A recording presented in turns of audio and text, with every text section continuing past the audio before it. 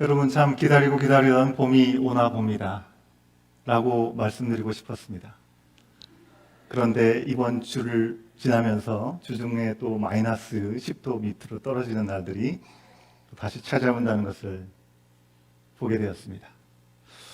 아무쪼록 이 다이나믹하고 버라이어티한 우리 이 에드먼튼에서 날씨 여러분 건강에 좀 유의하시면 좋겠습니다. 요즘 아프신 분들이 좀 많으신 것 같더라고요. 제가 개인적으로나 제가 속한 공동체 안에서 지난 몇 년 동안 참 격동적인 봄, 격동적인 사순절을 보내지 않았나 생각이 듭니다. 여기 오기 전에 밴쿠버 아일랜드 나나이모에 있을 때 2019년,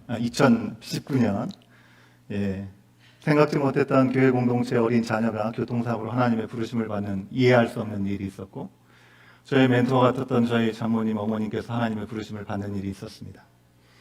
그 후에 전혀 생각해보지 못하고 상상하지 못했던 코로나가 우리를 찾아왔습니다. 그리고 그 후에 에드먼튼으로 이쪽으로 이주하는 등등의 많은 일들이 격동기처럼 저에게 느껴졌습니다. 모든 일들의 이 여운이 채 가기 시기도 전에 2년 전이죠. 개인적으로는 단 한 번도 꿈꿔본 적도 없고 생각해본 적도 없는 새로운 교회 시작을 그저 2주라고 하는 짧은 시간 동안 동역자들과 함께 준비하는 시간들이 있었습니다. 이전 교회 사역의 인수 인계를 위해서 사역을 정리하면서 또 동시에 교단을 탈취하는 것에 대해서 주님의 때를 구하면서 기도하고 있었을 뿐이지 그것을 위한 어떤 아이디어나 어떤 계획도 세우지 못한 시간이었기 때문에 그 당시로는 당장으로는 불가능해 보이는 개척을 준비하면서 너무나도 격동적인 순간을 보냈었습니다. 2년 전에 그 순간의 떨림과 기대가 저는 아직도 생생하게 기억이 됩니다. 그래서 벌써 2년이 되었나라고 생각이 드는 것이죠. 근데 한편으로는 여러분 우리 교회 유튜브 채널에 게시된 동영상이 1000개가 넘습니다. 별로 놀라시지 않네요. 예. 그동안 공동체 안에서 함께 나눴던 많은 순간들을 생각하면 아직 2년밖에 안 된 건가? 라는 생각도 동시에 들기도 합니다. 지난 수요일 새벽에 온라인 큐티를 하는데 예수님께서 예루살렘에 입성하시기 전에 입성하시기 위해서 제자들에게 타고 가실 나귀를 준비케 하셨음을 돌아보게 하는 말씀을 보게 되었습니다. 주가 쓰시겠다 하라 라는 말씀을 묵상하면서 2년 전 요맘때의 시간을 떠올리게 되었습니다. 사실 평소라면 어제 묵상한 내용도 사실 기억이 안 나는 것이 보통 평소 일인데요. 바로 그날이 생생했던 것은 이미 2년 전 4월 첫째 주일 온교회 첫 예배 때 나누었던 부분이 있기 때문에 그렇습니다. 2년 전 정확히 요맘때쯤 센트럴 교회, 이 교회 보드 멤버들과 함께 정식적으로 만나서 새로 시작될 온교회 공동체가 이 센트럴 교회에서 예배를 드릴 수 있을까 함께 의논을 하고 결정하는 날이었습니다. 결정하는 날 과연 이게 허락될까 이 걱정되는 마음, 아침에 눈을 딱 뜨고 큐티 책을 딱 펼쳤는데 바로 지난 수요일에 말씀의 내용이 나오면서 큐티 책의 교재의 제목이 뭘로 나온지 아십니까? 뭘로 기억하시는 분 있습니까? 주가 쓰시겠다 하라 였습니다. 지금 우리가 쓰는 교재하고도 다른 큐티 교재였음에도 불구하고 그렇게 나왔습니다. 저는 당시에 이 에드먼튼에서 예배 장소를 찾는 것이 결코 쉽지 않다라는 아는 목사님들의 말씀 또 교회 안의 리더십들의 이야기를 들었던 터이기 때문에 참 쉽지 않은 일일 수 있겠다는 생각을 했습니다. 센트럴 교회 목사님들이 우리가 신앙적인 결단과 함께 이제는 어찌 보면 홈리스 처치 빌딩 리스의 신세가 된 저희들에게 참 호의적이었습니다. 하지만 교회가 그동안 렌트를 별로 했던 경험이 없었던 이 센트럴 교회인 것이죠. 그리고 이 교회는 캐나다 교회이지만 엄청난 활동을 하고 있는 정말 주중에도 많이 모이는 그런 교회였기 때문에 이 센트럴 공동체와 이 건물을 시행하는 것이 가능할까라는 것이 쉽지 않다는 것을 알고 있었습니다. 하지만 센트럴 교회 목사님 이 목회팀에서 이 센트럴 교회는 우리 교회가 아니고 하나님의 교회고 그리고 하나님께서 귀하게 함께 섬겨나가게 하시는 교회다라는 말씀을 함께 나눠주셨기 때문에 성령께서 역사하고 계시다는 것을 좀 느낄 수 있었습니다. 게다가 결정 당일 아침에 큐티 말씀을 통해서 주신 그 말씀의 제목이 마치 하나님께서 너희는 여기 쓸 거야 라고 결제 도장을 찍어주는 것 같은 기분이 들면서 허허 하는 그런 웃음 소리가 저절로 나왔던 기억이 있습니다.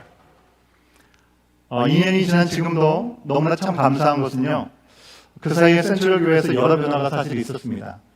저보다 K-드라마를 더 좋아하고 K-팝을 좋아하고 한국 음식도 참 좋아하는 이 센트럴 코너힐 사이트 처치의 담임 목사님이었던 코리 목사님 사임을 하게 되었습니다.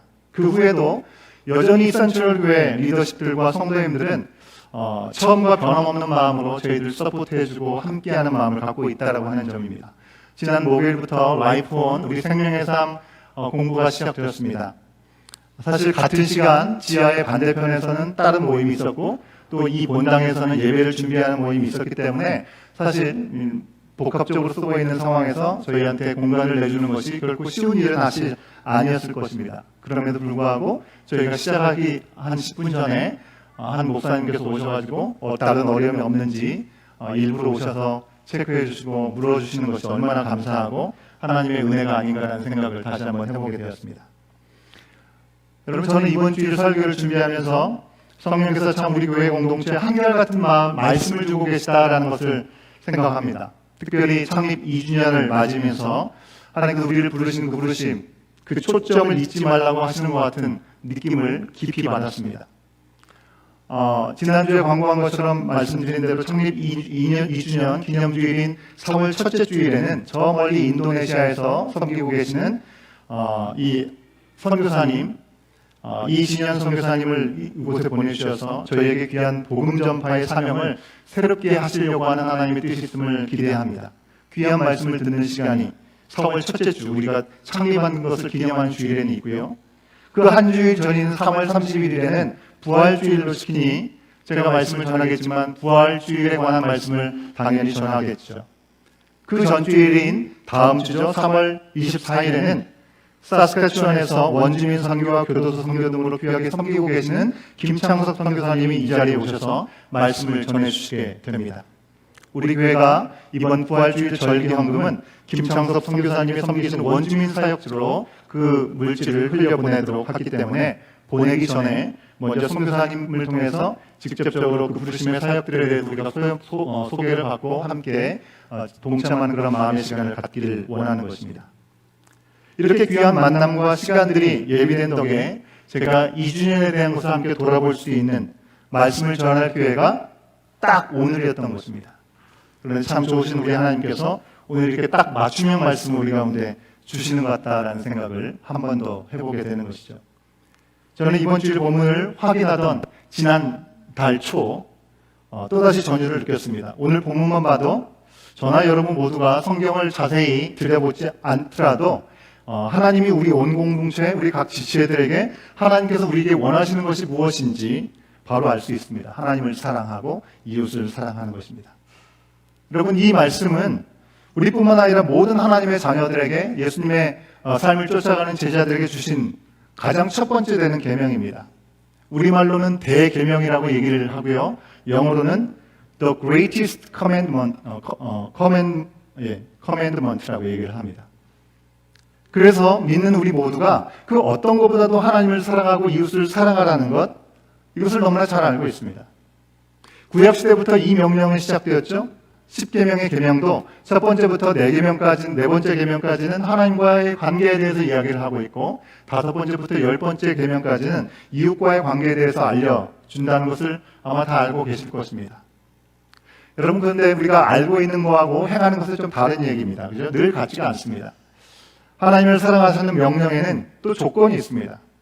그냥 하나님을 사랑해라 라고 해도 우리가 좀 부담스러울 텐데 좀 더 부담스럽게 내 마음을 다하고 뜻을 다하고 힘을 다하여 주 너의 하나님을 사랑하라 라고 말씀하고 있습니다. 이웃도 그냥 사랑하라고 하지 않고요. 네 몸을 사랑하듯이 이웃을 사랑하라 라고 말씀하고 있습니다. 여러분 다 알고 있지만 이 조건대로 사랑하는 것이 결코 쉽지가 않습니다. 그렇죠? 지난주 중에 시작되었던 이 생명의 삶 공부에서도 마침 이 내용이 나왔는데요. 마음과 뜻과 힘과 정성을 다해서 사랑하라는 말을 들으면 어떤 마음이 드십니까? 라는 질문을 했을 때 이 주저함 없이 부담스럽습니다 라고 얘기를 하시더라고요. 그렇죠, 여러분? 우리 어린 자녀들도 다 아는 이 하나님의 뜻, 우리에게는 그저 쉬운 그런 말씀만이 아닙니다. 여러분, 버스를 타려면 3불 50전을 내면 버스를 탄다는 걸 알고 있습니다. 3불 50전 내면 버스를 타는 것이죠. 그와 같은 수준이 아니라고 하는 것입니다. 차원이 다른 얘기인 것입니다. 그냥 정보에 따라 기계적으로 실행하면 되는 그런 명령이 아니라는 것이죠. 오늘 말씀을 보면 그 사실이 더 보여지는 것 같아요.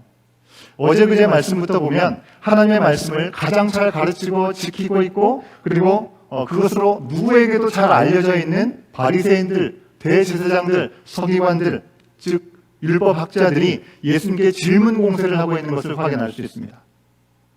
근데 지금도 마찬가지지만 여러분이 우리가 질문을 하는 데 있어서는 두 가지 정도의 이유가 있습니다. 왜 질문합니까? 정말 몰라서 궁금해서 질문을 하든지, 아니면 우리가 알고 있는데 뭐라고 대답하는지를 한번 보고 싶어서 질문할 때가 있는 것이죠. 긍정적인 질문이 있고 부정적인 의미를 가진 질문이 있습니다. 예를 들어서 우리 부모님들이 청소년 두신 자녀들에게 아침에 잘 잤어? 라고 인사를 할 때가 있죠. 거기서 두 가지 뉘앙스의 인사가 있는 것입니다. 잘 잤어? 정말 영어로 How are you doing? 이라고 얘기를 할 때, 정말 아침 컨디션이 좀 좋았으면 기분은 어떤지 물어볼 때 그렇게 물어볼 수 있습니다. 하지만 이렇게 물으면 어떤 뜻일까요? 잘 잤어? 밤새 게임하느라, SNS 하느라 쇼트폰 보다가 뒤적뒤적 잠을 안 자는 것이 들리고 그러면 속상하죠. 아침에 일찍 일어나 가야 되는데 뒤적뒤적 힘들게 일어나면서 늦게 일어나는 걸 보고 정말 제대로 준비를 하지 못하는 걸 보면 비꼬면서 이야기를 하는 경우도 있게 되는 것입니다. 어제 그제 큐티 본문의 말씀에서 예수님께 질문한 이 사람들이 바로 이 두 번째에 해당되는 질문이 아닌가 생각이 듭니다. 성전에서 그들이 예수님께 질문한 것은요, 시험하고 예수님의 권위에 흠을 잡기 위해서 질문한 것입니다. 왜요? 예수님이 예루살렘 성전에 들어오실 때 성전이 떠나갈 정도로 사람들이 외쳤던 것입니다. 찬양했던 것입니다. 다윗의 이름으로 오시는 이여 호산나, 왕으로 그를 맞아들였던 것이죠. 구약 성경에 나온 메시아가 마치 현장에 나타난 것처럼 그들은 떠들썩했다고 하는 것입니다. 그들의 눈에 보기에는 한참 어려 보이는 젊은 사람, 그리고 가난한 변두리 출신에다가, 그리고 가진 것이 없이, 여러분 좀 등장하려면 큰 말을 타고 물으러 보는 정도의 어떤 입장을 해야 되지 않겠습니까? 타고 왔는데 발이 달랑말랑, 바닥에 달랑말랑하면 그게 얼마나 창피한 일일 수 있겠습니까? 그런 모습을 보면서 못마땅하게 생각했다는 것이죠. 게다가 예수님에게는 자신들에게 없는 이적도 행하는 능력이 있었죠. 더 나아가서 성전에 들어오자마자 뭘 하셨습니까? 성전에서 장사하는 사람들의 상을 뒤엎어버리면서 강도의 소굴로 만들어버렸다고 화를 내신 예수님의 모습을 봤습니다. 예수님께서 하시는 말마다, 비유로 말씀을 하시는 말마다 뭔가 꺼림직하게 나를 향해서 이 유대인, 이 종교 지도자들을 향해서 말하는 것처럼 느껴지는 그런 느낌이 있었기 때문에 나를 이렇게 꼬집는 것 아닌가라는 생각이 그들 가운데 분명히 있었겠죠. 비유라서 뭔가 딱 꼬집어서 반박할 수는 없었던 것입니다. 그래서 11장 27절부터 보면 대제사장과 서기관들이 무슨 권위로 당신이 이런 일을 합니까? 라고 질문을 합니다. 따지면서 물었던 것이죠. 하지만 예수님 뭐라고 대답하십니까? 요한의 세례가 하늘로부터냐 아니면 사람으로부터냐 라고 물으면서 너희가 대답을 하지 못한다면 나도 너에게 대답을 하지 않겠다라고 하셨습니다. 그들이 놓은 함정에 빠지지 않으셨다는 것이죠. 두 번째로 바리새인과 헤롯 당원들 몇 명이 예수님을 책잡으려고 지나치게 예수님을 높이는 척하면서 물었습니다. 가이사, 즉 황제에게 세금을 바치는 것이 옳습니까? 옳지 않습니까? 물었습니다. 이 유대 사람들은 이 로마 제국의 지배를 받는 것에 못마땅했죠. 민족주의가 강했기 때문에 그렇죠. 세금 내는 것도 불만이 많았습니다. 근데 현실적으로 세금을 내는 것은 당연했던 것이죠. 어떤 쪽을 얘기를 해도 어떤 쪽이든지 원망을 들을 수 있는 그런 상황이었다고 하는 것입니다. 근데 예수님 뭐라고 얘기합니까? 예수님께서 말씀하신 황제의 것은 황제에게, 하나님의 것은 하나님께 드려라라고 말씀을 하신 것입니다. 그들에게 책을 잡히지 않았을 뿐만 아니라 말한 사람들, 또 그것에 대해서 고민하는 사람들 스스로에게 고민을 던져주는 질문이 되었습니다. 그뿐만 아니죠. 다음으로 사두개파 사람들이 7 형제가 줄줄이 죽어서 아내를 상속받게 되었을 경우에 그 아내는 천국에 갔을 때 누구의 아내가 되겠냐라는 질문을 했습니다. 이스라엘에는 이런 전통이 있었습니다. 형님이 결혼을 했는데 아이를 낳지 못하고 죽어버리면 그 동생이 그 형수, 그 형님의 아내를 아내로 맞아야 되었다는 것이죠. 근데 7 형제가 있는데 7 형제가 다 죽고 아이를 낳지 못하고 형수만 있었다는 것을 예를 든 겁니다. 여러분, 이런 일들이 실질적으로 가능합니까? 일어나지 않을 일인 거죠. 근데 예수님께 이런 질문을 한 것입니다. 이 사두개파 사람들은요, 모세오경은 철저하게 믿었던 사람들인데 천사나 부활에 대해서는 믿지 않았던 사람들입니다. 그들이 천사나 부활을 그리고 신비한 어떤 영역의 일들 그리고 영적 세계를 부정했던 이유는 그들의 출신 때문에 그렇습니다. 여러분, 지난주일에 말씀 기억하십니까? 부자가 낙타가 바늘길을 지나가는 것보다 더 어렵다. 부자가 천국에 가는 것이, 그렇게 말씀을 드렸죠. 그 말씀드린 대로 그 사람들은, 사두개파 사람들은 이 땅에서 상류층에 속한 사람들이었다는 것입니다. 현실에서 적당히 만족하고 모든 것들을 누리면서 살다 보니까 사후세계를 별로 인정하고 싶지 않은 것이죠. 그 세상에 대해서 별로 생각하고 싶지 않고 강하게 부정했다는 것입니다. 모세오경에 대해서는 믿노라 하면서도 거기에 여러 차례 언급되어 있는 천사의 존재를 부정하는 걸 보면 정말 그럴만해서라기보다는 그냥 자기들 편한 대로 그렇게 받아들이고 싶었던 것입니다. 내가 최고이고 이 땅에서 잘 먹고 잘 사는 게 최고인 그들은 부활의 오류를 입증하고 싶었던 것이고, 그래서 예수님께 질문을 던지고는 자기들의 기준에 맞는 답을 주는지 주지 않는지를 보고 있었던 것입니다. 그런데 예수님은 그들이 철저하게 믿는다고 하는 모세오경 중에 출애굽기 3장 6절의 말씀을 인용해 주시면서 단호하게 말씀하셨습니다. 아브라함의 하나님, 이삭의 하나님, 야곱의 하나님, 그들이 현재형으로 쓰는 걸 현재형으로 표현하고 있다는 것이죠. 무슨 얘기입니까? 그들에게는 이미 죽은 조상들이지만 그들은 죽어서 영원히 사라지는 것이 아니고 여전히 하나님께 속해 있다라고 말씀하시면서 하나님은 산자의 하나님이지 죽은 자의 하나님이 아니다라고 말씀을 하시는 것입니다. 예수님은 그 어려운 질문들을 하늘의 지혜로 답해 주셨습니다. 궁금해서 물은 것이 아니라 예수님을 넘어뜨리려고 한 질문이었기 때문에 조금만 잘못해도 흠잡힐 수 있었는데 오히려 명쾌한 답을 주셨던 것입니다. 여러분, 우리도 살면서 우리로서는 도저히 이해가 되지 않는 일들 앞에 질문이 생길 때가 있죠. 그죠? 여러분, 질문은 좋은 것입니다. 무조건 덮어놓고 믿어라? 이것은 별로 좋은 일이 아닙니다. 우리가 다 안다고 생각하는 게 오히려 더 위험할 수 있는 것이죠. 그죠? 제한적인 공간과 시간 속에 사는 우리들이 어떻게 전능하고 세상에 지어지기 전부터 계시고 영원하신 하나님을 일일이 다 이해할 수 있겠습니까? 이해할 수 없죠. 그러니 궁금할 수밖에 없죠. 여러분, 우리가 하다못해 부모님의 마음도 다 알지 못하고 그 사랑도 다 헤아리지 못하는데 우리가 어떻게 그 사랑 자체이신 하나님에 대해서 어떻게 다 알 수 있겠냐고 하는 것입니다. 그러니 질문이 생기는 게 당연하죠. 하지만 왜 질문을 하느냐는 중요합니다. 앞서는 이 사람들처럼 예수님을 깎아내리고 뭔가 예수님은 메시아가 아니야? 그것을 전제로 질문한다면 결코 진리에 대한 답을 얻을 수 없을 것입니다. 여러분, 우리가 기도하죠? 우리의 기도가 정말 하나님께서 원하시는 우리 가운데 딱 맞는 기도의 응답을 주시기를 원한다면 이미 우리가 갖고 있는 답을 갖고 있는 이상 때로는 답이 오지 않는다고 생각할 수 있는 것과 마찬가지입니다. 여러분, 우리가 만약 질문을 해야 한다면 그것은 하나님이 크고 하나님이 위대하시기 때문에 내가 정한 그 뜻과 행하신 그 모든 일들을 헤아릴 수 없다라는 것을 우리가 분명히 알고 묻고 겸손하게 답을 구할 수 있어야 된다는 것이죠. 때로는 물어서도 다 대답을 해주셔도 이해하지 못한다 할지라도 나를 지으시고 여기까지 인도하시고 능력과 사랑의 은혜가 한이 없으신 그 주님을 믿고 따르겠다는 그 전제가 있어야 된다는 것입니다. 여러분, 이해 못하는 건 하나님이 뭔가 잘못되어서가 아니라 내가 하나님의 수준에 절대 이룰 수 없는 한계가 있기 때문이라는 것을 우리가 받아들일 수 있어야겠습니다.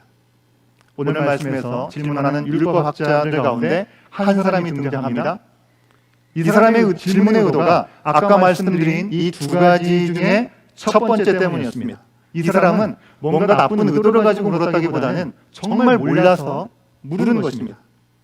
예수님께서 대답하시는 것을 보고 와, 이분은 보통 사람이 아니네, 기가 막히고 놀라웠던 것이죠. 예수님께 답이 있다는 것을 눈치를 채고 물었던 것입니다. 여러분, 율법학자라고 모두가 다 똑같이 잘못된 것은 아니라는 것을 여기서 생각해 볼 수 있죠. 그것은 참 감사하다는 생각이 듭니다.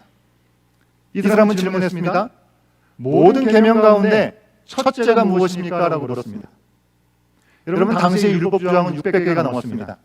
무엇이 더 중요하냐?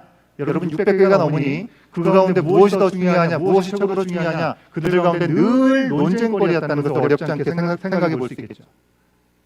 참 안타까운 것은 하나님은 율법을 통해서 하나님의 거룩하시고 의로우신 뜻을 우리 가운데 알려주시기 원하셨던 것이고, 우리가 하나님과 사람들과 관계에서 위험해지지 않고 가장 안전한 길을 가기 원하셔서 그런 율법의 조항들을 우리 가운데 주셨는데, 사람들은 그 뜻의 진심보다는 누가 그것을 있는 그대로 잘 지키느냐 못 지키느냐, 내가 중점적으로 지키는 것이 더 중요하다고 얘기하고 싶은 것입니다. 너가 강조하는 부분보다 내가 강조하는 것이 더 맞다, 그것을 우선적으로 지켜야 된다라고 얘기하고 싶었던 것입니다. 이런 식으로 쓸데없는 시간 낭비를 그 사람들이 했던 것이죠. 하나님 중심이 아닌 사람 중심으로 율법을 지키고 또 내가 지킨 그 대가로 스스로 높아지려고 하는 자기 만족이 아주 심했던 것입니다. 근데 예수님에게는 그런 사심이 전혀 없었죠. 그러니 답도 아주 심플합니다. 더 거창할 것도 없이 더한 설명도 필요가 없었습니다. 오늘 말씀 12장 29절부터 31절 말씀, 우리가 다 알지만 다시 한번 같이 확인해 보도록 하겠습니다.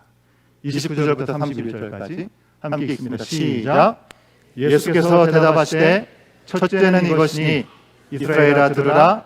주 곧 우리 하나님은 유일한 주시니라. 내 마음을 다하고 목숨을 다하고 뜻을 다하고 힘을 다하여 주 너의 하나님을 사랑하라 하신 것이요. 둘째는 이것이니 내 이웃을 내 자신과 같이 사랑하라 하신 것이다. 이보다 더 큰 계명이 없느니라. 아멘. 여러분, 예수님은 왜 첫 번째 되는 계명에 대해서 누구나 이미 다 아는 아주 평범한 진리를 다시 한번 말씀해 주신 걸까요? 뭔가 임팩트 있는, 예수님께서 앞서 답해 주신 것처럼 뭔가 사람들이 들으면 우와 대단하다, 이런 대답을 충분히 해주실 수 있지 않았을까요?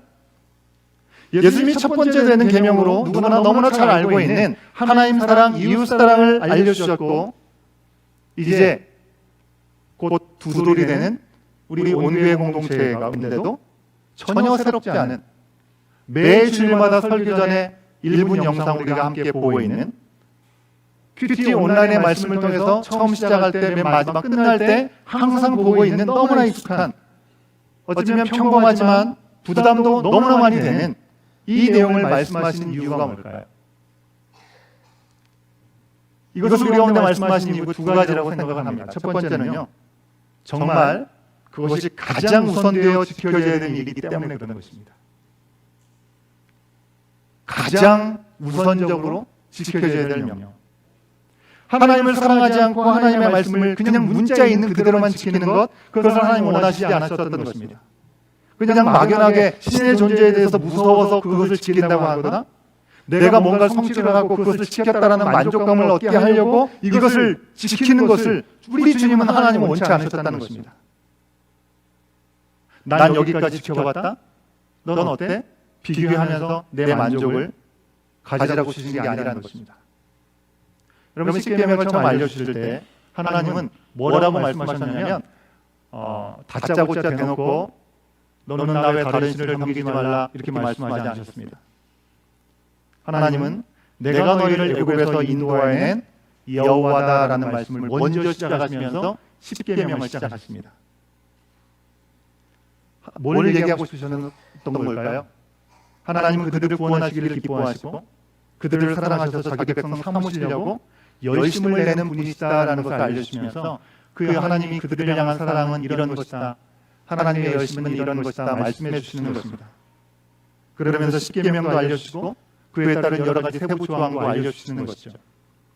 하나님 사랑, 이웃 사랑이라는 명령에는 여러분 언제나 하나님이 먼저 우리를 사랑하고 찾아오셨고 구원하셨다라고 하는 전제가 있는 것입니다. 그 사실을 알고 믿어서 하나님과의 사랑의 관계가 잘 되어 있으면요, 여러분, 십계명의 처음 네 가지는요 우리가 당연히 지킬 수밖에 없는 것입니다. 우리 가운데 아무것도 허락받지 못하고 우리의 힘과 우리의 열심으로 지켜야 된다면 이건 한없는 부담과 짐이 될 수 있겠죠. 하지만 하나님께서 먼저 이렇게 하는 것이 사랑이다 먼저 보여주셨고 우리 가운데 경험케 해주셨다는 것입니다. 그래서 이렇게 보여주고 계시는 것이죠. 이어지는 6가지 다른 세부적인 부분들도 하나님이 어떤 분인지를 생각하고 하나님이 무엇을 기뻐하시는지를 우리가 안다면 자연스럽게 지킬 수 있는 그런 부분이라고 하는 것입니다. 그러니 우리가 마음과 목숨과 뜻과 힘을 다해서 하나님을 사랑한다 하려면 우리가 얼마나 사랑을 받은 자녀인지 그것을 알고 믿는 것이 우선되어야 된다는 것입니다. 처음 하나님의 사랑을 받은 그 순간을 기억하고요. 또 지금도 그 사랑으로 인도하여 주고 계시다는 사실을 우리가 늘 알고 믿으면 우리는 하나님을 사랑할 수 있고 우리와 같이 사랑과 은혜에 속한 이웃들 그것을 받아야 되는 이웃들을 사랑하는 게 당연해지는 것입니다. 아무 자격이 없고 버려지고 잊혀질 나 같은 사람도 사랑하셨다고 하는 것 때문에 하나님이 나와 같이 사랑하는 다른 사람에게도 마음이 열리고 눈이 가고 손이 펴지게 되는 것입니다. 너무나 중요하기 때문에 하나님 우리 가운데 먼저 주셨다는 사실을 기억할 수 있어야겠습니다. 두 번째로요. 너무나 당연하고 확실한 이 말씀을 우리 가운데 다시 한번 주시는 이유는 그 명령을 우리가 압니다. 그죠? 알지만 제대로 지키지 못하기 때문에 그렇습니다. 여러분 우리가 자녀들에게 반복해서 어떤 말을 할 때는 그 이야기가 중요해서 그렇습니다. 그죠? 중요하기 때문에 이야기하기도 하지만 그 말을 알려줘도 잘 지키지 못하니까 계속해서 이야기해 주는 경우가 있죠. 식사할 때 밥 꼭 씹어 먹어야 된다 얘기를 합니다. 그죠? 참 중요한 거죠. 건강하게 자라기 위해서.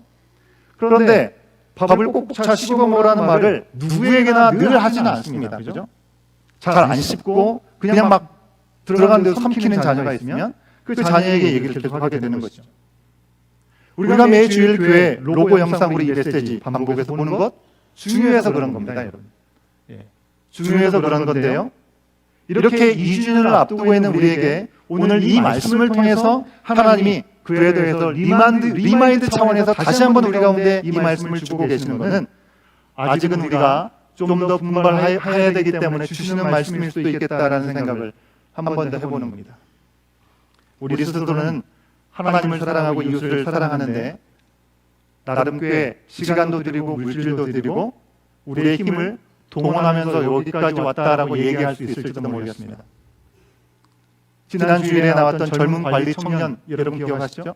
그 청년처럼 그동안에 하나님의 말씀을 잘 지켜왔다라고 생각하고 최선을 드리고 있다라고 생각하면서 예수님께 질문하지 않았습니까? 그런 마음이 우리 가운데 있을지도 모르겠습니다. 그렇겠죠. 믿지 않는 사람보다는 우리가 훨씬 더 괜찮게 하나님을 사랑하고 이웃을 사랑하고 있는지도 모르겠습니다. 하지만 여러분 내 편이 아닌 하나님 편에서도 정말 그렇게 하고 있는지 한번 질문해 볼 수 있겠습니다. 나의 최선이 아니라 나의 최선이라고 말하는 그 말 속에 혹시 그냥 내가 하고 싶은 그 정도만 내가 할 수 있다라고 스스로 생각하는 어떤 그 선만큼만 나만의 조건을 이미 갖고 그렇게 하고 있다라고 우리는 생각하고 있지는 않을까요? 성령께서 나를 통해서 일하시고 역사하셔야 하는데 여전히 그 자리를 내어드리지 못하고 있는 우리의 자리는 아닌지 한번 돌아볼 필요가 있겠습니다. 사랑하는 우리 온 공동체 여러분, 내가 속한 삶의 자리에서 우리는 얼마나 하나님을 사랑하고 이웃을 사랑하면서 살아가고 있습니까? 내가 속한 가정에서 나의 부모님과 나의 형제들, 나의 자녀들, 나의 부모님들을 나의 이웃으로 생각하면서 내 몸처럼 사랑하고 있습니까? 나의 일터에서 말도 안 통하고 마음도 안 통하는 그들을 예수님의 마음으로 사랑하고 용서하고 긍휼히 여기면서 우리는 살아가고 있습니까? 어차피 인생은 독고다이니까 네 일은 네가 알아서 하는 거고 내 일은 내가 알아서 한다. 그런 생각에 잡혀있지는 않습니까? 예수님이 만약 우리 가운데 그렇게 말씀하셨다고 한다면 우리 중에 이 자리에 있을 수 있는 사람이 과연 누가 있을까요? 그렇게 현실적이고 똑똑하기만 한 우리에게서 세상이 하나님을 발견할 수 있을까요? 여러분 우리 정원들은 어떤가요? 모두 배경이 다르고 환경이 다른 그렇게 살아온 우리들이 예수님의 이름으로 모여서 서로 이해하고 용납하고 오래 참고 때로 힘들어서 끌어주고 밀어주고 사랑하는 실천의 자리가 되고 있습니까? 함께 기도하면서 성령의 역사를 함께 보고 영혼을 주께로 인도하는 하나님 나라의 은혜를 우리는 정원에서 누리고 있습니까? 아니면 먹고 살기 바쁘고 너무나 힘든데 그나마저 나랑 가치관도 다르고 생각이 다른 그 인간들과 끝을 알 수 없는 정원 이 모임을 계속해야 된다. 그것 때문에 너무 괴롭다 하지는 않습니까? 뭔가 교회가 좀 대책을 마련해주지 않나 생각하고 있지 않습니까? 혹 우리는 우리의 삶의 자리에서 이웃을 사랑하기도 너무나 힘든데 아직 복음을 듣지도 보지도 못한 다른 나라 민족이야말로 우리가 사랑하려는 아직 아니다. 그렇게 선을 그어놓고 있지는 않습니까? 여러분 누차 말씀드리지만 우리의 믿음의 선배들이 만약 그랬다면 지금 우리는 복음을 아직까지도 듣지 못했을 것입니다. 사랑하는 여러분, 두 돌이 된 어린아이들은 이제 막 말을 제대로 하려고 하기 시작하고요. 몸의 기능도 어느 정도 웬만하게 스스로 뭔가를 할 수 있는 그런 기능들이 되어집니다. 하지만 완전하지 못하지 부모의 도움이 전적으로 필요합니다. 그럼에도 불구하고 아이는 자기 스스로 다 할 수 있는 것처럼 부모의 손을 뿌리치기도 하고요. 계단도 혼자 걷으려고 하고 뭐든지 먹으려고 합니다. 그러다가 실제로 제대로 소화를 하지 못하고 감당하기 어려운 시간들을 경험할 때가 있습니다. 여러분, 아이가 그런 모습을 보이게 되면 그렇다고 부모가 보기에 미운가요? 부모가 미워하시나요? 여전히 사랑스럽고 뭔가 스스로 하려고 하는 걸 기특해서 도와주고 싶습니다. 잘 자라게 이끌어주고 싶은 것이 부모의 마음 아닙니까?